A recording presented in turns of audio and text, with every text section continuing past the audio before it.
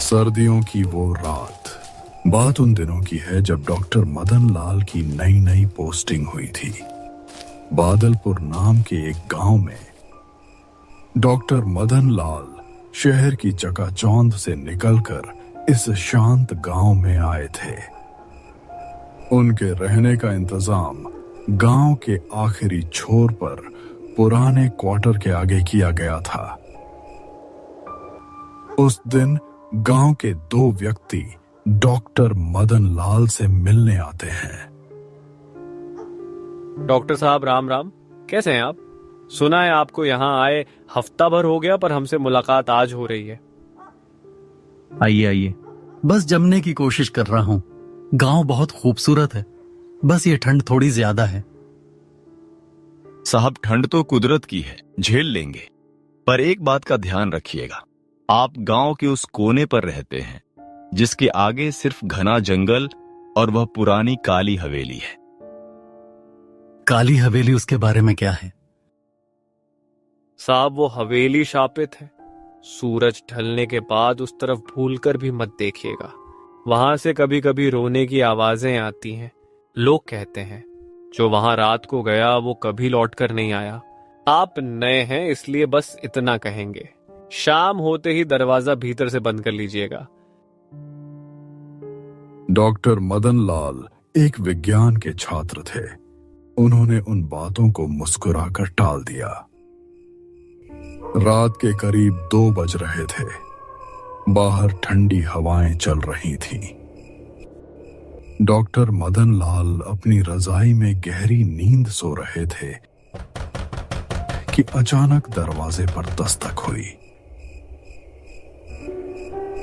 Doctor साहब उठिए। Doctor साहब, मेरी माँ की जान खतरे में है। डॉक्टर मदन लाल की गहरी नींद खुल गई। पहले तो उन्हें लगा कि शायद कोई सपना है, लेकिन आवाज लगातार आ रही थी।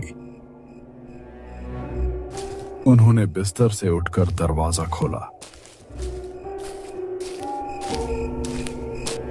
सामने एक नौजवान खड़ा था जिसके बदन पर सिर्फ एक पतली सी कमीज थी, पर उसे ठंड बिल्कुल नहीं लग रही थी। उसकी आंखें धंसी हुई थीं और चेहरा पीला था। कौन हो तुम? इतनी रात को यहाँ क्या कर रहे हो? साहब, मेरा नाम राघव है। मेरी माँ वो हवेली के पास वाले रास्ते पर जो पुराना घर है वहां तड़प रही हैं। उन्हें बहुत तेज बुखार है, वो सांस नहीं ले पा रही हैं। चलिए डॉक्टर साहब, वरना वो मर जाएंगी। पर इतनी रात को उस हवेली के पास उन्हें काका की चेतावनी याद आई, पर एक डॉक्टर का फर्ज उन पर भारी पड़ा। वो उस लड़के राघव के पीछे चल दिए। रास्ता वही था, जंगल की ओर जाने वाली वो संकरी पगडंडी। चलते चलते डॉक्टर मदन लाल को एहसास हुआ कि राघव बहुत तेज चल रहा है। उसके पैरों की आवाज सूखी पत्तियों पर नहीं आ रही थी। राघव, थोड़ा धीरे चलो और यह बताओ तुम्हारी माँ को क्या तकलीफ है? डॉक्टर साहब, उनका दिल बैठा जा रहा है। वो बरसों से किसी का इंतजार कर रही हैं। आज आप इलाज कर देंगे तो उन्हें शांति मिल जाएगी। डॉक्टर के मन में डर की एक लहर उठी जब उन्होंने देखा कि राघव उन्हें उस पुरानी काली हवेली की ओर ले जा रहा है। गांव वालों ने इस जगह के बारे में बहुत डरावनी बातें कही थीं। कोहरा इतना घना था कि रास्ता ठीक से नहीं दिख पा रही थी। कड़कड़ाती ठंड में डॉक्टर मदन लाल के दांत किटकिटा रहे थे, लेकिन राघव के शरीर से भाप तक नहीं निकल रही थी। राघव, रुको। तुम मुझे इस खंडहर हवेली की तरफ क्यों ले जा रहे हो? तुमने तो कहा था तुम्हारा घर इसके पास है। डॉक्टर साहब, ये हवेली ही मेरा घर है। गांव वाले इसे शापित कहते हैं क्योंकि वे सच नहीं जानते।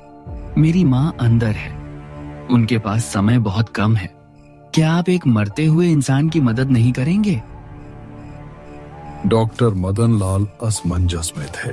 एक तरफ वैज्ञानिक सोच थी और दूसरी तरफ वो अनजाना डर। राघव की आंखों में ऐसी बेबसी थी, इनकार नहीं कर सके। वह दोनों काली हवेली के दरवाजे के पास पहुंचे। जैसे ही उन्होंने काली हवेली के विशाल बड़े दरवाजे को धक्का दिया, वो एक भारी चरमराहट के साथ खुल गया। अंदर का नजारा बाहर से बिल्कुल अलग था। बाहर ठंड थी, लेकिन हवेली के अंदर अजीब सी घुटन और गर्मी थी। दीवारों पर बड़े बड़े जाले लटके थे और धूल की मोटी परत जमी थी, लेकिन सीढ़ियों पर ताजे खून की कुछ बूंदें दिखाई दे रही थीं। राघव, ये खून कैसा है? शायद किसी जानवर का होगा। डॉक्टर साहब, आप ऊपर चलिए। डॉक्टर मदन लाल भारी कदमों से ऊपर की मंजिल पर पहुंचे। वहां एक बड़े से कमरे में एक बूढ़ी औरत बिस्तर पर लेटी कराह रही थी। कमरे में सिर्फ एक मोमबत्ती जल रही थी, जिसकी परछाई दीवार पर किसी डरावने साए की तरह नाच रही थी। जैसे ही डॉक्टर मदन लाल उस औरत के पास पहुंचे, उन्हें एहसास हुआ कि वहां कोई और भी है।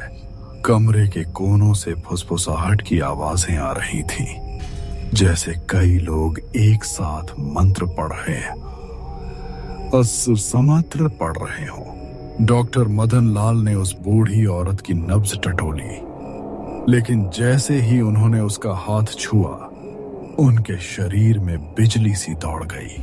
औरत का शरीर बर्फ से भी ज्यादा ठंडा था और उसकी नब्ज तो उसकी टफहा, नब्ज चल ही नहीं रही थी। राघव, तुम्हारी माँ तो इनके शरीर में कोई हरकत नहीं है, यह तो मृत लग रही हैं। अचानक वो बूढ़ी औरत अपनी आंखें खोलती है।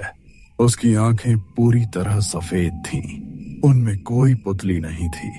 उसने झपट्टे से समीर का हाथ पकड़ लिया। उसकी पकड़ में इंसानी ताकत नहीं, बल्कि लोहे जैसी मजबूती थी। राघव, क्या तू ले आया इसे? क्या आज मेरा उपवास टूटेगा?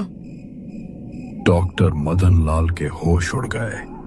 उन्होंने पीछे मुड़कर राघव को देखा, लेकिन वहां राघव नहीं था।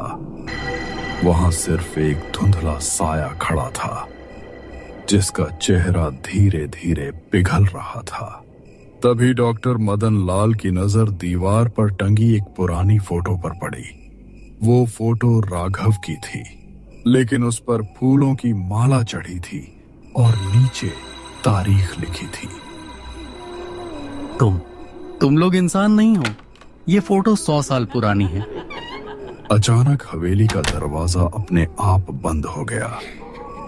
उस कमरे की दीवारों से काली परछाइयां बाहर निकलने लगी। वो शापित हवेली अब अपने असली रूप में आ रही थी। वहां कोई बीमार मां नहीं थी, बल्कि वह एक जाल था, जिसमें हर साल किसी न किसी को फंसाकर यह रूहें अपनी भूख मिटाती थीं। गांव वाले जो कहते थे वो 100% सच था।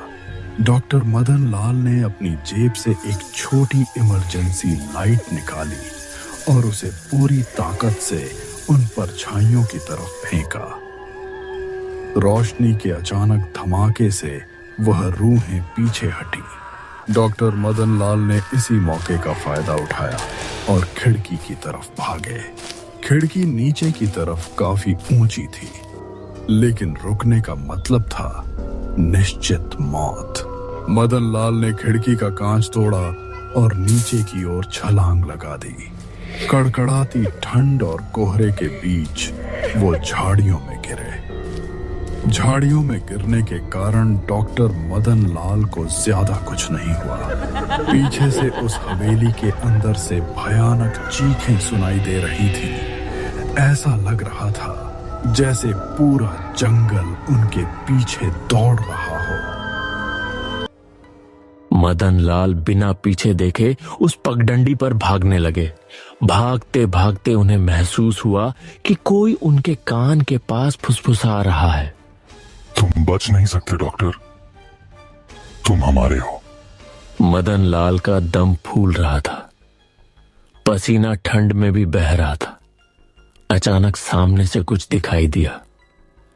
वो गांव के चौकीदार और वही दो आदमी रामू और काका थे जो डॉक्टर को ढूंढने निकले थे। डॉक्टर मदन लाल उनके पास जाते हैं। डॉक्टर साहब, आप यहाँ क्या कर रहे हैं? हमने मना किया था ना? मदन लाल बेहोश होकर गिर पड़े। जब उन्हें होश आया तो वह अपने सुरक्षित घर में थे। सुबह हो चुकी थी। रामू और काका ने उन्हें बताया कि रात को जब उन्होंने डॉक्टर का दरवाजा खुला देखा तो उन्हें अनहोनी का शक हुआ। वो लड़का राघव, वो मुझे उस हवेली में ले गया था। डॉक्टर साहब, राघव उस हवेली के मालिक का बेटा था। 100 साल पहले एक महामारी में पूरा परिवार मर गया था। राघव अपनी मां से बहुत प्यार करता था और उसे बचाने के लिए किसी भी हद तक जा सकता था। आज भी उसकी रूह हर उस डॉक्टर को बुलाकर ले जाती है जो नया गांव में आता है। आप खुशकिस्मत हैं कि आप जिंदा लौट आए। आज तक जो भी उस सीढ़ी पर चढ़ा वो फिर कभी गांव में नहीं दिखा। इतना कहते ही वो दोनों अपने अपने घर चले गए।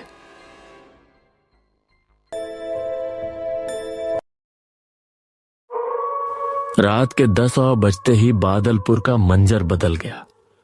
कड़कड़ाती ठंड और कोहरे ने पूरे गांव को अपनी आगोश में ले लिया था। डॉक्टर मदन लाल अपने घर में बैठे थे, लेकिन उनके दिमाग में बार बार काका की वह चेतावनी गूंज रही थी। अचानक दरवाजे पर दस्तक हुई। डॉक्टर मदन लाल का दिल जोरों से धड़कने लगा। उन्होंने धीरे से दरवाजा खोला। सामने रामू और काका खड़े थे। रामू काका, आप लोग फिर इस वक्त यहां सब ठीक तो है? डॉक्टर साहब, आज की रात भारी है। अमावस्या की रात और यह कड़ाके की ठंड। हमें लगा कि आपको खतरा हो सकता है। कहीं अकेले डर ना जाएं। आज की रात हम यहीं बरामदे में आग जलाकर बैठेंगे। जी डॉक्टर साहब, आप भीतर आराम करें, हम बाहर पहरा देंगे। बस याद रखिएगा, रात को चाहे कोई भी पुकारे दरवाजा मत खोलिएगा। अरे आप लोग खामखा परेशान हो रहे हैं। मदन लाल ने उन्हें अंदर आने को कहा, लेकिन काका ने मना कर दिया और बरामदे में ही धनी रमा ली। डॉक्टर साहब अंदर जाकर लेट तो गए, पर नींद उनकी आंखों से कोसों दूर थी। बाहर आग जलने की चटक चटक और रामू काका की फुसफुसाहट सुनाई दे रही थी। रात के करीब 12 0 बज रहे थे। सन्नाटा इतना गहरा था कि घड़ी की टिक टिक भी हथौड़े की तरह सुनाई दे रही थी। बाहर बरामदे में रामू और काका आपस में बातें कर रहे थे। काका, याद है पिछली बार जब शहर से वो इंजीनियर आया था, उसने भी हमारी बात नहीं मानी थी। हाँ, बेचारा, उसे लगा था कि यह सिर्फ पुरानी इमारत है, पर उस हवेली की दीवारें आज भी प्यासी हैं। बादलपुर के इस हिस्से में जो सन्नाटा है वो कुदरती नहीं है रामू, यह उस शापित पुकार का डर है। डॉक्टर मदन लाल कमरे के अंदर लेटे यह बातें सुन रहे थे। तभी अचानक दूर से एक अजीब सी आवाज आई, जैसे कोई बहुत दूर से रो रहा हो। वो आवाज हवा के झोंके के साथ आती और फिर गायब हो जाती। बाहर बरामदे में अचानक हलचल बढ़ गई। रामू और काका एकदम सतर्क होकर खड़े हो गए। आग की लपटें अचानक नीली पड़ने लगी थी। रामू, सावधान रहे, वो आ गए हैं, अपना हाथ मत छोड़ना। डॉक्टर साहब, दरवाजा खोलिए, काका की तबीयत बिगड़ गई है, जल्दी आइए। डॉक्टर मदन लाल घबराकर दरवाजे की तरफ भागे। उनका हाथ कुंडी पर था ही कि तभी असली रामू की आवाज बाहर बरामदे से आई। डॉक्टर साहब, दरवाजा मत खोलना। जो भी अंदर से बोल रहा है वो मैं नहीं हूं। अपनी आंखें बंद कर लीजिए। डॉक्टर मदन लाल रामू की ऐसी आवाज सुनकर रजाई में घुसकर सो गया। सुबह की पहली किरण गांव में छा चुकी थी। चिड़ियों के चहचहाने की आवाज सुनकर डॉक्टर मदन लाल की जान में जान आई। रात का वह खौफनाक सन्नाटा अब खत्म हो चुका था। तभी दरवाजे पर फिर से दस्तक हुई। डॉक्टर साहब कांपते हुए उठे। उन्होंने सोचा कि शायद काका और रामू रात भर जागने के बाद अब चाय मांग रहे होंगे। उन्होंने हिम्मत करके कुंडी खोली। सामने वाकई रामू और काका खड़े थे। ओह काका, आप लोग आ गए। शुक्रिया। रात भर आप लोगों ने जो पहरा दिया उसकी वजह से मैं बच गया। वो आवाजें, वो छलावा बहुत भयानक था। मदन लाल की बात सुनकर रामू और काका एक दूसरे का चेहरा देखने लगे। उनके चेहरों पर हैरानी और डर साफ दिख रहा था। डॉक्टर साहब, आप ये क्या कह रहे हैं? कैसा पहरा? हम तो कल शाम को आपसे मिलकर अपने घर चले गए थे। रात को इतनी बर्फ गिरी और ठंड इतनी बढ़ गई थी कि हम अपने घर से बाहर ही नहीं निकल पाए। क्या? पर आप दोनों तो रात भर मेरे बरामदे में आग जलाकर बैठे थे। आपने ही तो मुझे मना किया था कि दरवाजा मत खोलना। रामू, तुम भी तो थे वहां। नहीं डॉक्टर साहब, हम में से कोई यहां नहीं आया।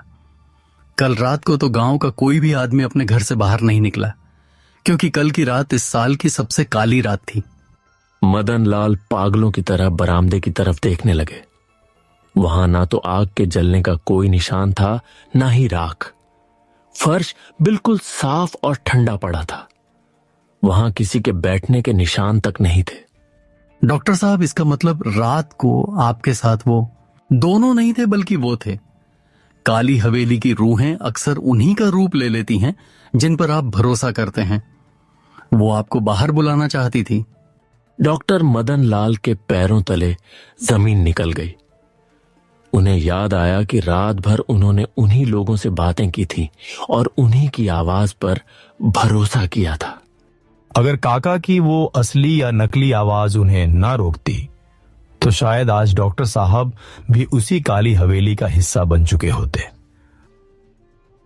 डॉक्टर साहब, बादलपुर में जो दिखता है वह होता नहीं, और जो होता है वह दिखता नहीं। चलिए, यहां से आज ही हम आपकी शिफ्टिंग गांव के बीचों बीच करवा देते हैं। इस आखिरी छोर पर अब आपका रहना ठीक नहीं। सूरज की रोशनी आंगन में फैल चुकी थी, लेकिन डॉक्टर मदन लाल के शरीर की कंपी रुकने का नाम नहीं ले रही थी। सामने खड़े रामू और काका के चेहरे पर जो हैरानी थी, उसने डॉक्टर के विज्ञान और तर्क को धूल में मिला दिया था। काका, अगर आप रात को यहां नहीं थे तो वो कौन थे? मैंने उनकी आवाज सुनी। मैंने आग की तपिश महसूस की। डॉक्टर साहब, शांत हो जाइए। बादलपुर की यह जमीन बहुत पुराने राज दबाए बैठी है। जिसे आप आग की तपिश कह रहे हैं, वह रूहों की भूख थी, और वह आवाजें, वह तो बस एक जाल था। उस हवेली की शक्तियां जानती हैं कि आप शहर से आए हैं और आप हम पर भरोसा करते हैं, इसलिए उन्होंने हमारा रूप धरा। काका, इसका मतलब वह डॉक्टर साहब के पीछे हाथ धोकर पड़ गए हैं।